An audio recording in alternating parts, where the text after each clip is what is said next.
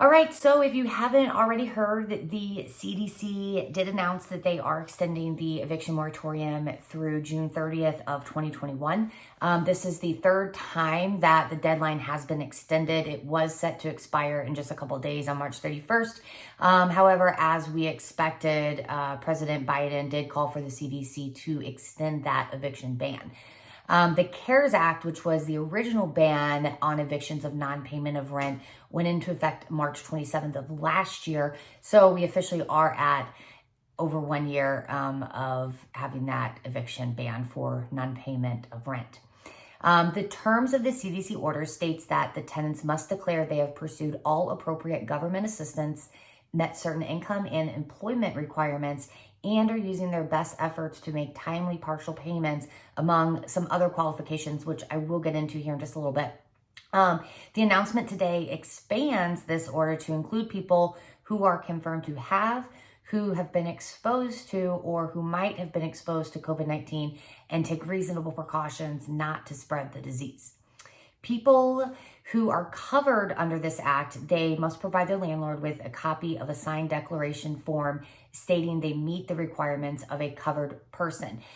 They can also provide their own form as well. They don't have to necessarily use the CDC's form, but that form must also state that they meet all the requirements of a covered person. So what are the requirements of a covered person? There are actually 5 requirements total. According to the eviction moratorium, the person must declare under penalty of perjury that 1, they've made their best effort to obtain all government assistance for rent or for housing. 2, the individual either A, has earned no more than $99,000 in the year 2020, or if they're filing jointly, that number would be $198,000, or expects to earn no more than $99,000 in 2021, or again, $198,000 if they're filing jointly.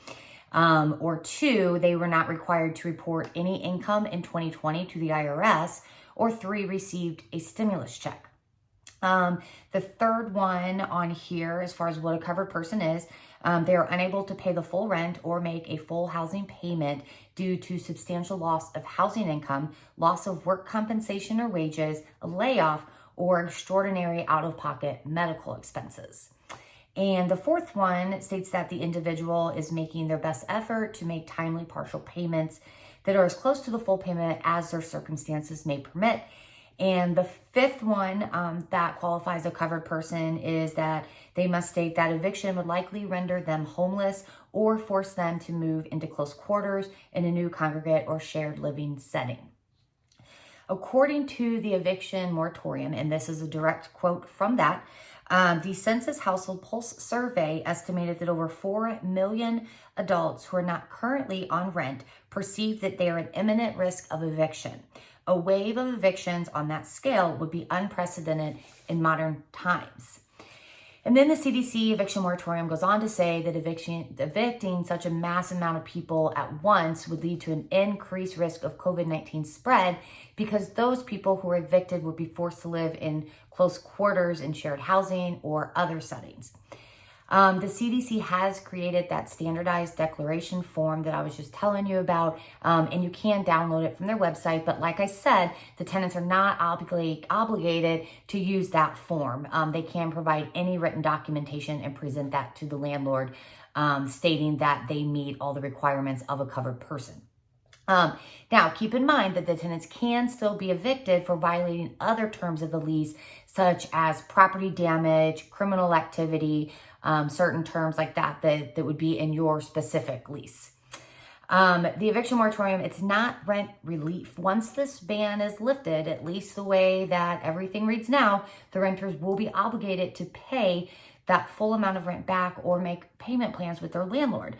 So how all of that is going to be made whole, or how we're going to avoid a mass eviction once that is lifted, I have no idea. It's completely beyond me what's actually going to happen to get this back in line and to get all of this evicted.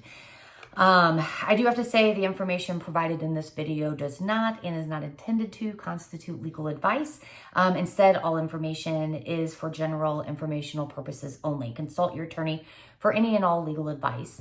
It is rough out there right now. It's rough out there for tenants and it's rough out there for landlords, especially those that just own a couple of rental properties or maybe just one, that really rely on that rental income to pay for that property. So just really hoping that they were able to figure something out, and that this doesn't just keep getting extended and extended. Thanks for watching. If you have any direct questions for me, feel free to reach out. Thanks. Good luck, guys.